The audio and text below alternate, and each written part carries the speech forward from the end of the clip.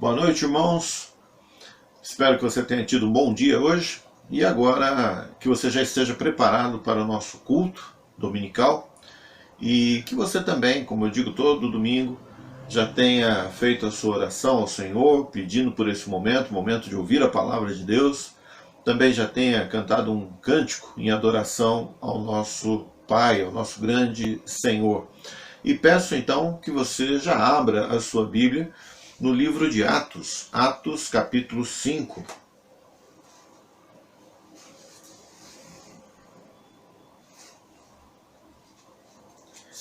O texto que nós trabalharemos hoje é um texto um pouco extenso, ele vai do versículo 17 até o versículo 25, e por essa razão eu não farei então a leitura dele inteiro agora, desse texto inteiro, mas eu estarei lendo ele à medida que eu for expondo a mensagem de hoje.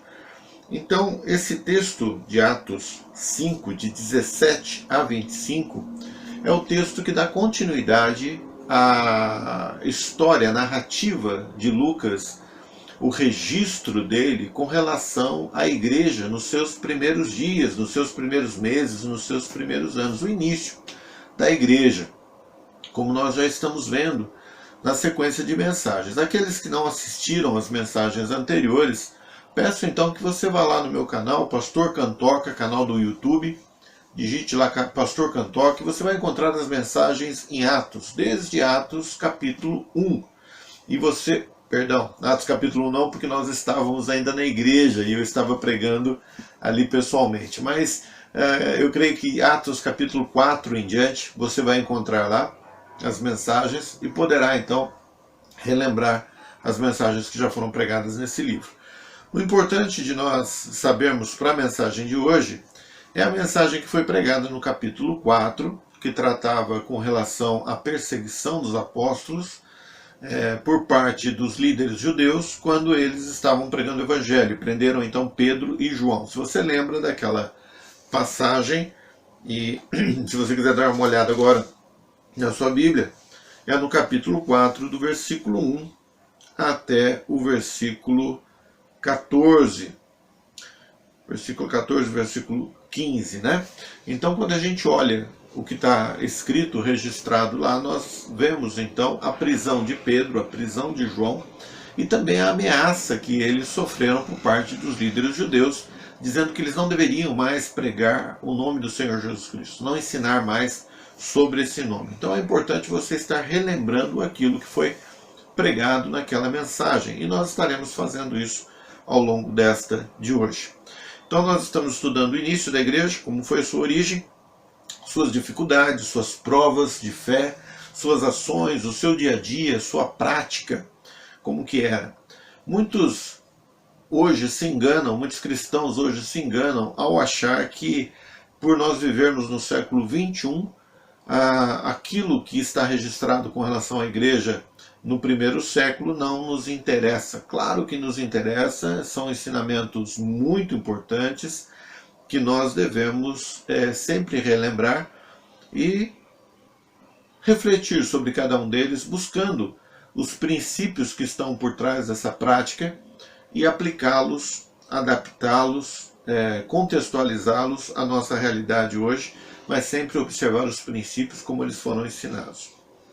Claro que algumas coisas no nosso cotidiano mudaram, né? Eles, por exemplo, Paulo não tinha um avião, Pedro não tinha um avião para sair e deslocar por grandes distâncias em pouco tempo a fim de pregar o evangelho. Nós temos, né? Pedro, João, os primeiros apóstolos também não tinham acesso à internet, eles não conseguiam falar com pessoas do outro lado do continente em que eles estavam. Nós temos.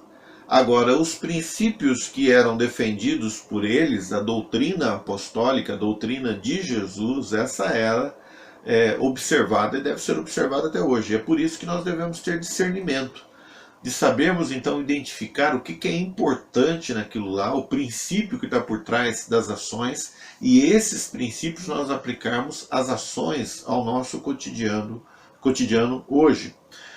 Os meios de se pregar o evangelho se multiplicaram. Era bem mais restrito na época dos apóstolos, o início da igreja, só havia o boca a boca. Então só pessoalmente que se conseguia fazer isso. Hoje não, hoje nós temos, como eu já falei, acesso à internet, acesso a pregarmos o evangelho no mundo inteiro, se você utilizar desse meio. Mas você também tem folhetos, você também tem aparelhos de som que atingem distâncias bem maiores que antigamente, enfim, você tem vários meios. Os meios, então, de testemunhar de Jesus se multiplicaram. Agora, a obra redentora de Cristo, a mensagem continua sendo a mesma, e essa mensagem não pode ser alterada, essa mensagem não pode ser modificada. Também nós vemos que, apesar dos meios se multiplicarem, a razão de se pregar o Evangelho não deve mudar, porque a razão de se pregar o Evangelho é a glória do Senhor Jesus Cristo, e essa não muda, não pode ser a glória de homens. Mas, da mesma forma que os meios de pregação se multiplicaram, também os pecados, apesar de serem os mesmos, as formas de cometer os mesmos pecados se multiplicaram, porque a vida hoje impõe ou nos proporciona uma série de ações que nós não poderíamos fazer ou praticar na época do início da igreja. E não é então porque porque essas ações não estão descritas exatamente na Bíblia que elas não sejam pecado. Então, talvez a mais clara que eu já falei aqui, vou continuar repetindo, a internet, ela proporciona meios hoje de se cometer os mesmos pecados da igreja primitiva. Mas veja que lá a Bíblia não está dizendo absolutamente nada sobre a internet.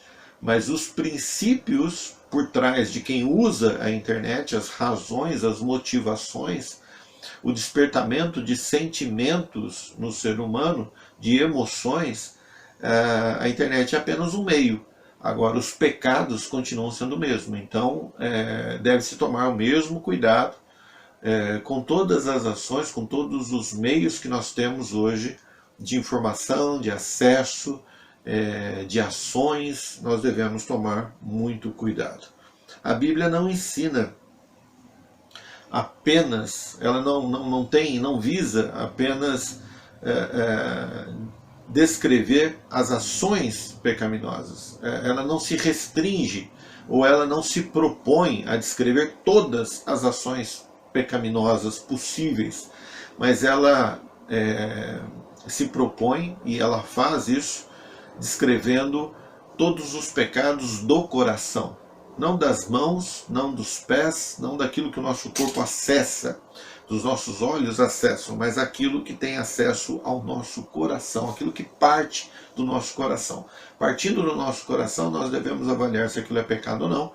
Agora, os meios que são utilizados, esses podem ser infinitos. Então, não nos enganemos, temos muito o que aprender com relação às origens da igreja. Na semana passada, nós vimos que os sinais e prodígios acompanhavam os primeiros cristãos ao pregarem o Evangelho. Porque esses sinais e prodígios, eles confirmavam a palavra do Senhor. Então Deus usava dos sinais e dos prodígios para confirmar a pregação dos primeiros cristãos. Ainda também, e nós vimos também que é o Senhor quem confirmava por meio desses sinais, desses prodígios, e é Deus ainda hoje que confirma a palavra pregada por nós cristãos. Agora, como que ele confirma hoje essa palavra? Por meio de sinais e prodígios? Não, já não mais por meio de sinais e prodígios, mas por meio da igreja. Hoje a igreja é o meio pelo qual a palavra do Senhor é confirmada, a nossa pregação é confirmada. E essa, porque nós somos a igreja quando nós estamos unidos coletivamente, nós fazemos parte da igreja. Então, é por meio de nós. Mas essa igreja precisa ser uma igreja, então, saudável e uma igreja com uma direção definida, correta, ministerial, de serviço, o que ela deve fazer. Ela saber quem ela é, aonde ela está inserida e qual é a responsabilidade dela diante daquela comunidade. Sempre pregando o Evangelho, mas o formato não são os modelos aí que são propostos como milagrosos entre as igrejas, mas é o modelo que Deus tem unicamente, individualmente, para cada igreja. E é assim que nós devemos então buscar no Senhor, de que forma que Ele quer que nós preguemos o Evangelho, sendo uma parte da Igreja de Cristo, sendo uma igreja local. Hoje nós vamos ver aqui que, de certa forma, é uma continuidade do que nós pregamos lá em Atos 4, quando nós tratamos da mensagem cujo título era Quando as autoridades se opõem à pregação do Evangelho. E lá eu comecei então a tratar, a mostrar um pouco aos irmãos, por meio da palavra do Senhor, ou os cuidados que se deve ter para a ação denominada, entre os homens, conhecida entre os homens, de desobediência civil. Ou seja, quando que importa obedecer a Deus e desobedecer aos homens. A mensagem que eu preguei anteriormente foi em Atos 4, do versículo 15 a 23, e essa mensagem foi pregada dia 31 de maio de 2020. Essa mensagem vocês têm no meu canal do YouTube, então quem quiser assistir pode ir lá e você vai encontrar a mensagem Quando as autoridades se opõem à pregação do Evangelho.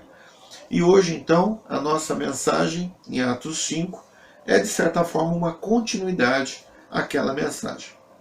Naquela oportunidade nós vimos que para que ocorra a desobediência por parte de um cristão às determinações do governo humano, existe a necessidade de uma ordem explícita de Deus do que nós devemos fazer. Então, nós precisamos ter uma determinação dada por Deus, clara, específica, objetiva, que não haja dúvida de algo que nós temos de cumprir. E diante dessa ordem explícita, nós então recebemos uma ordem explícita do governo humano, de autoridades humanas, impedindo que nós façamos aquilo que nos foi determinado. Também devemos, nessa situação, uma situação bem delicada, nós devemos manter o respeito, ainda que nós venhamos a não cumprir o que a autoridade humana manda, nós devemos ainda assim manter o respeito por essa autoridade que nos coage. E também, em todas as situações, visar a glória de Deus. Não é travar forças apenas por travar forças, ou querer se mostrar o cristão espiritual, porque agora eu vou desobedecer ao governo humano, a ordens humanas, porque importa obedecer a Deus. Não.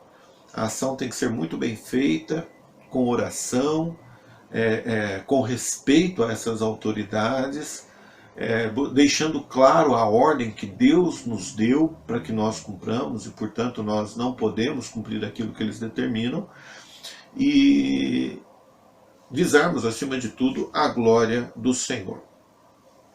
Lá em Atos 4, quando os apóstolos Pedro e João foram presos, porque estavam pregando o Evangelho do Senhor Jesus Cristo, logo após eles terem feito o milagre daquele homem coxo que foi curado, eles falavam do nome e do poder de Jesus.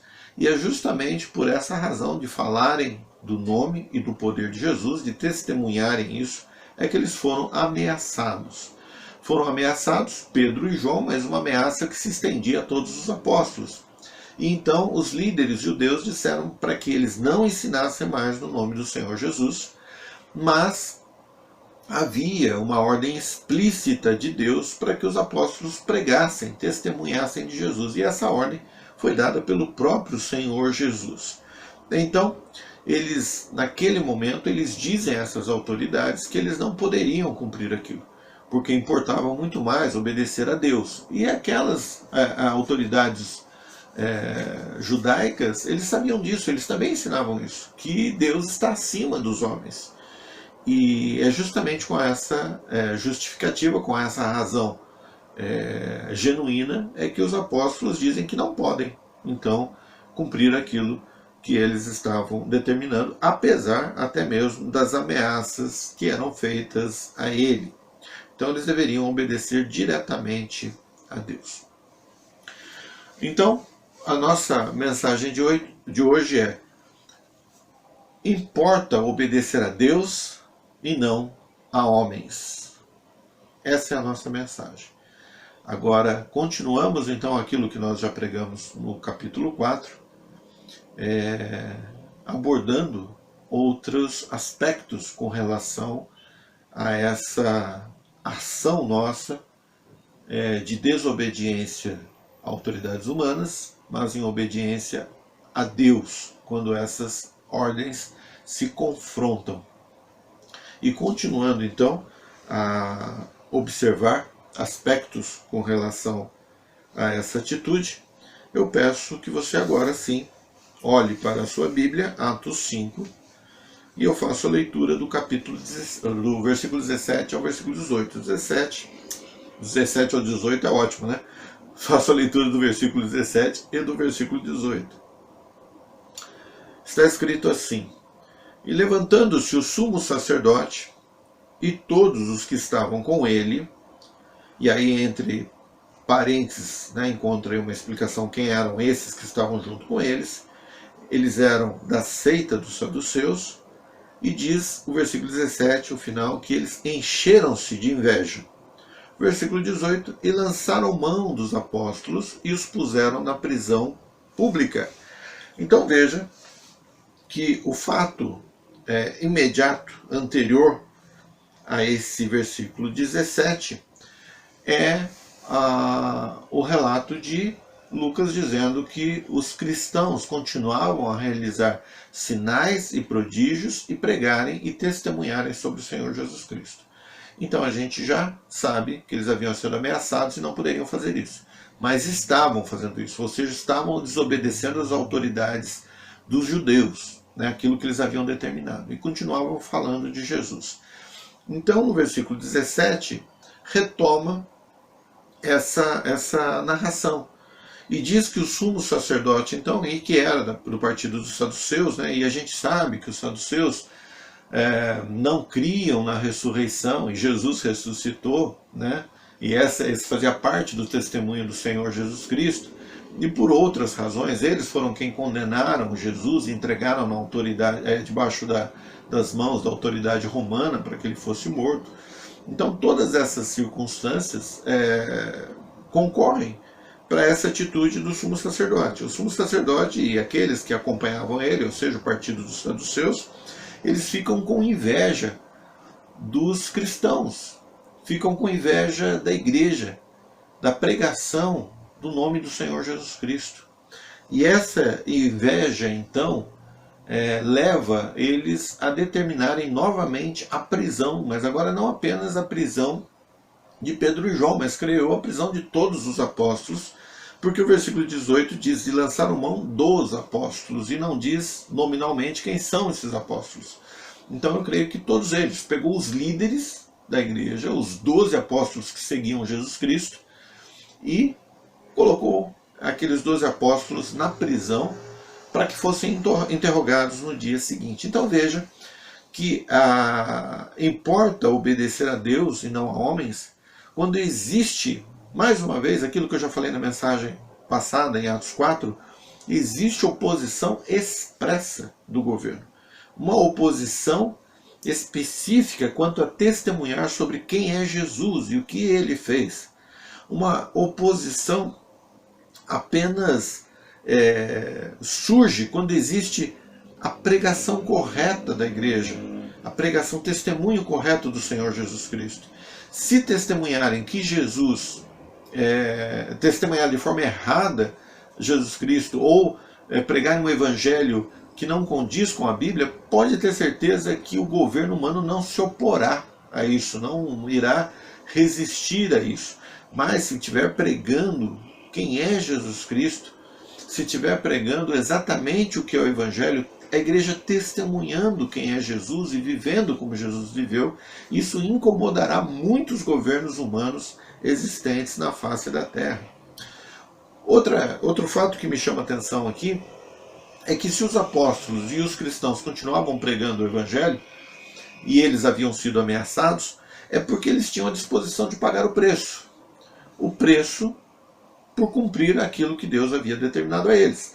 Então, haviam as ameaças contra Pedro e João.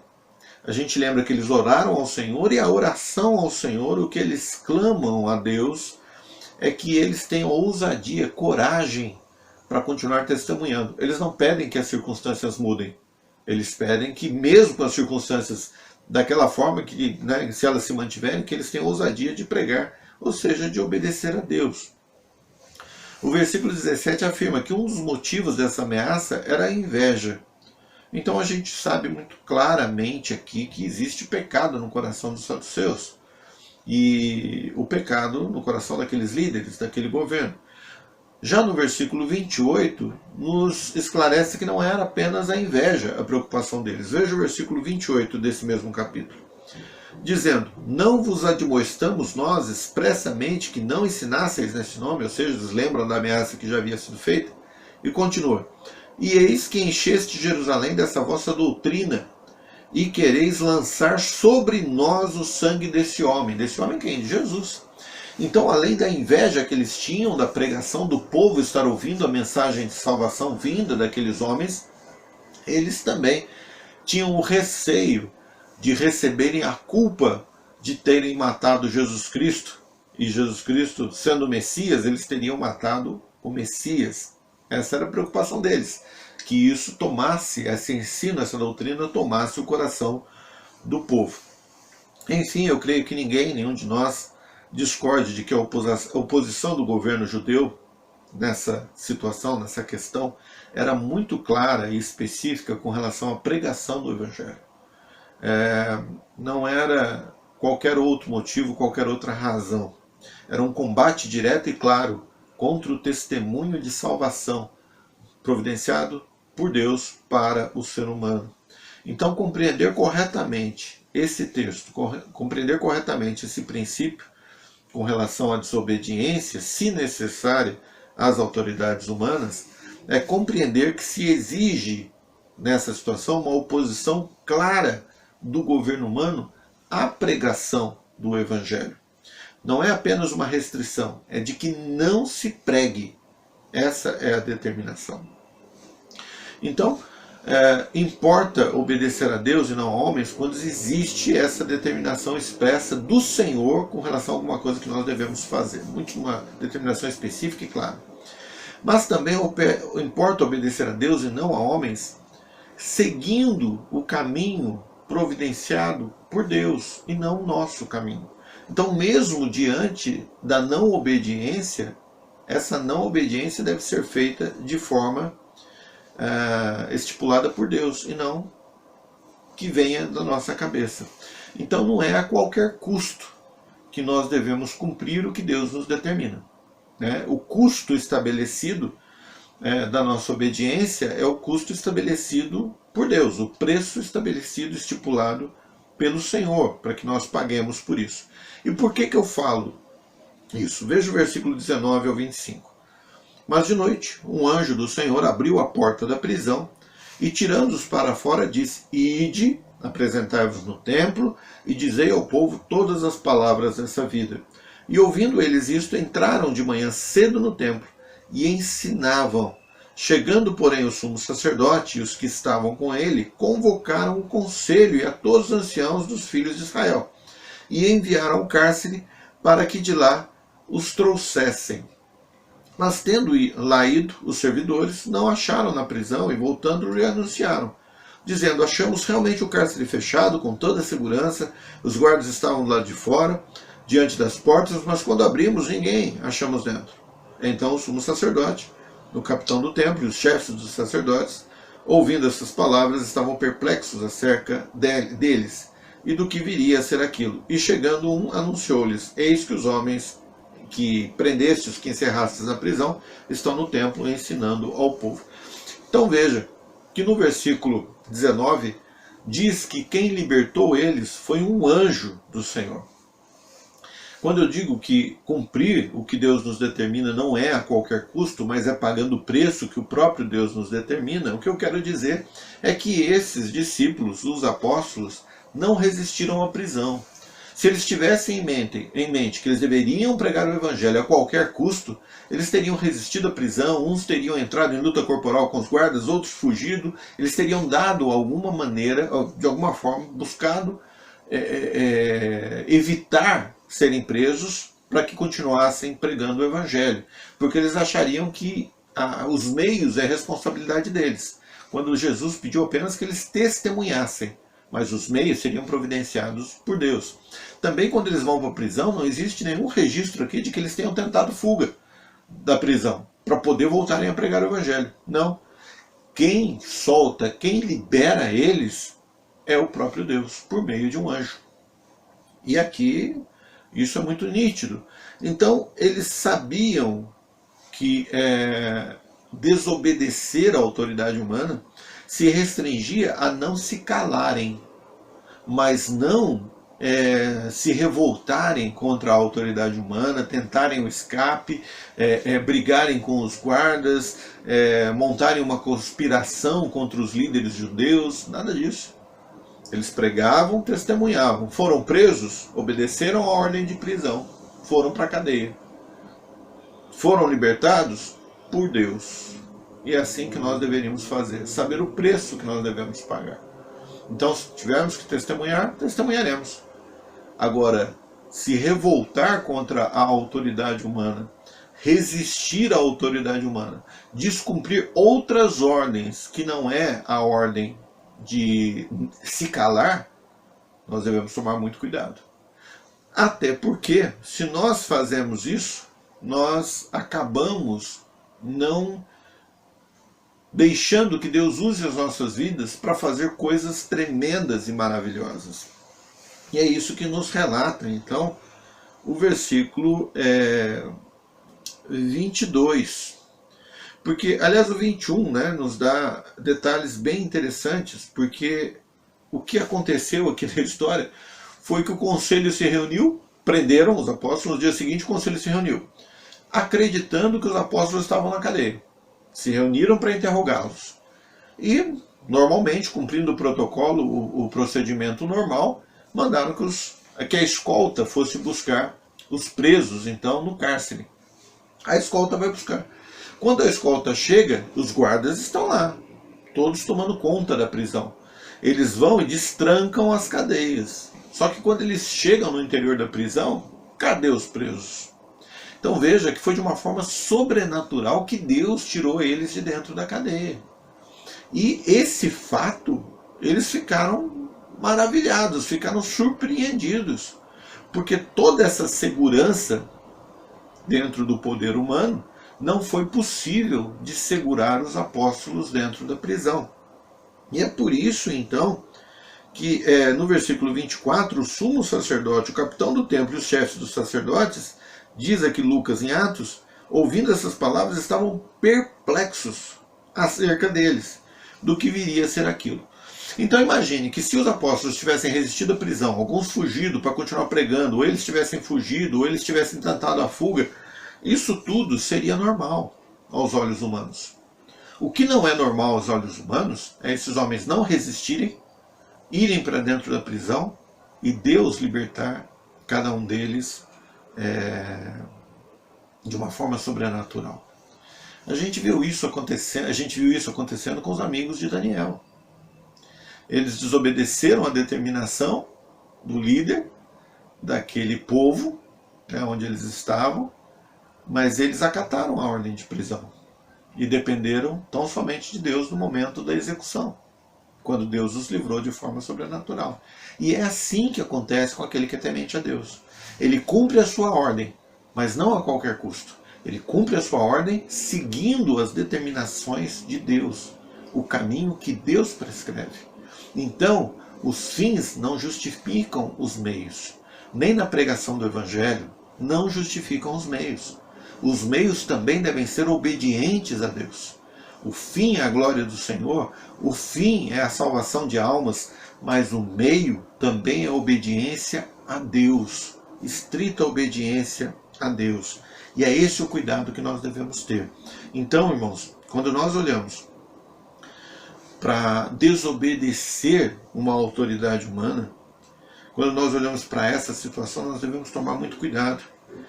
Porque obedecer às autoridades humanas é uma ordem expressa de Deus. Então, desobedecê-las também é desobedecer a Deus. E isso só pode ocorrer em situações extremas, muito específicas, muito claras, e que não haja dúvida. E se assim tiver que ser feito, tem que ser feito se utilizando dos meios dados por Deus, das oportunidades e formas obedientes à palavra do Senhor.